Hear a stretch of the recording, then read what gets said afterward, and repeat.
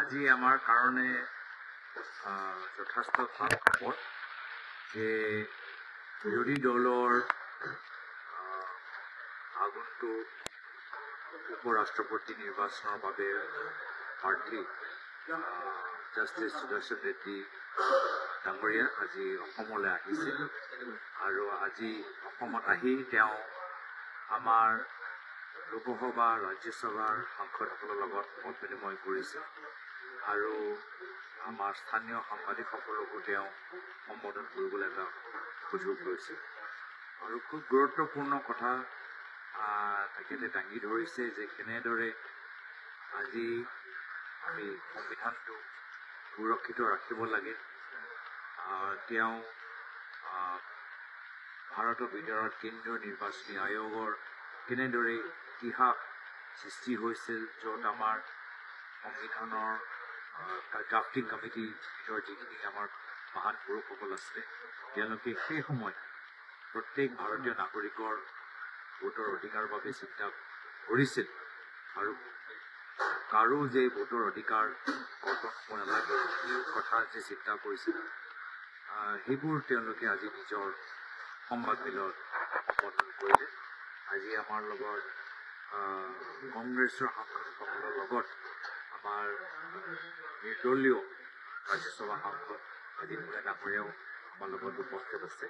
আমাৰ মণিপুৰৰ পৰা দুগৰাকী সাংসদ ইয়াত আহিছে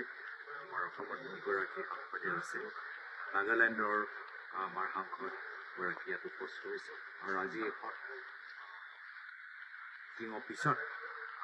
আমাৰ vice president candidate justice Reddy ডাঙৰীয়া তেখেতে সন্ধিয়া ভাগত নাম দিছে অৰ্ডাৰ নতুনকৈ ইমিগ্ৰেশ্যন অৰ্ডাৰ 2025 এই কথাখিনিয়ে ক'ৰবাত 2024 চনলৈকে যিসকল বিদেশী আহিব এইখন দেশৰ পৰা তেওঁলোকৰ মুছলমান এইটো অৰ্ডাৰ বিজেপি দলৰ অহংকাৰ আৰু তেওঁলোকৰ দুৰ্নীতিক প্ৰমাণ কৰে অলপ সময় আগতে পাৰ্লামেণ্টৰ ছেছন হ'ল কিন্তু পাৰ্লামেণ্টৰ ভিতৰত কোনো ধৰণৰ এইখিনি কথা লৈ আলোচনা হ'ল কিয়নো মই বিচাৰিছিলোঁ যে তেখেতে পাৰ্লামেণ্টৰ ভিতৰত ইমান মানুহক তেওঁলোকে এই আইন যোগেদি সহায় কৰিলে নাগৰিকত্ব প্ৰদান কৰিলে এই আইনৰ ইমান গুৰুত্ব কি এইখিনি কথা বুজাব লাগিছিল কিন্তু যি আইন যোগেদি অসম চুক্তি আজি নাইকিয়া কৰিবলৈ বিচাৰিছে যি আইনৰ যোগেদি যেতিয়া অসমৰ ভিতৰত আন্দোলন হ'ল আমাৰ 5গৰাকী শ্বহীদ হ'ল আজি সেই আইন লৈ বৰ্তমান বিজেপি দলে কিয় আজি ইমান সমৰ্থন দিবলৈ আগবাঢ়ি গৈছে আজি এটা সময়ত তেওঁলোকে খিলঞ্জীয়া মানুহৰ কথা কয়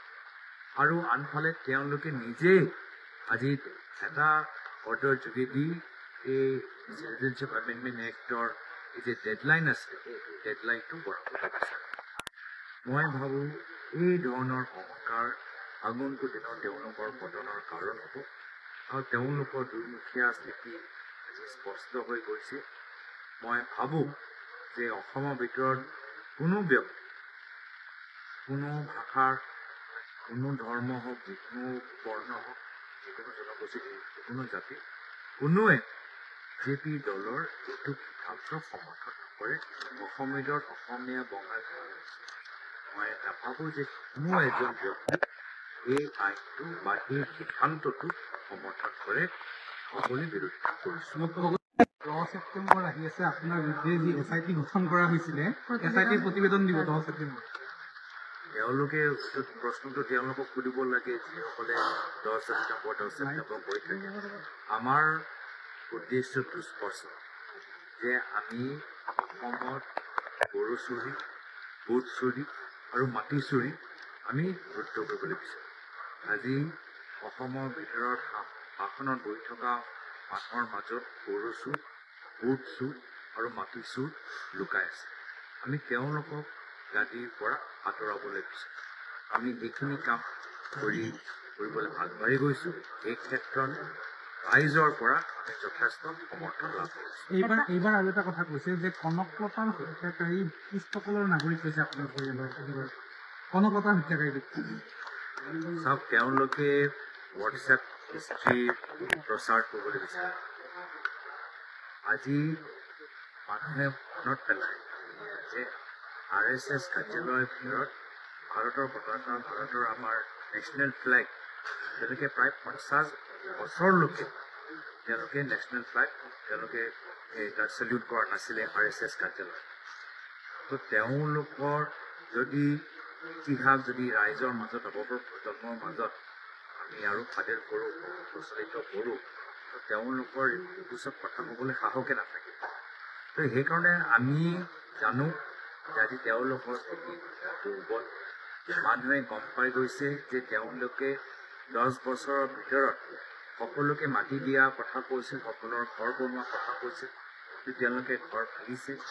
মাটি পত্ৰ তেওঁলোকে দিয়া নাই, আৰু পৰিবাৰৰ নামত শ বিঘা মাটিৰ মালিক হৈ গৈছে।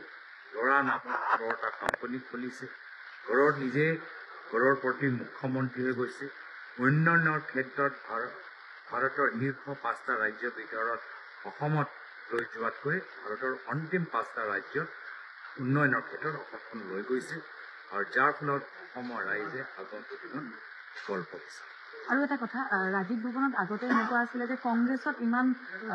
সমষ্টিসমূহ ধৰক কংগ্ৰেছৰ প্ৰাৰ্থী দিবলৈ নাছিলে। এতিয়া আপুনি সভাপতি হোৱাৰ পিছত কংগ্ৰেছৰ প্ৰাৰ্থিত্ব বিচাৰি ৰাজীৱ ভৱনতো হাহাকাৰ হৈছে যে আমাৰ প্ৰাৰ্থী লাগিব, কংগ্ৰেছ জিকিব। কালিও এটা ঘটনা তেনেকুৱা সংঘটিত হ'ল। চাওক, বৰ্তমান বিপিআৰ নিৰ্বাচন সমগ্ৰ,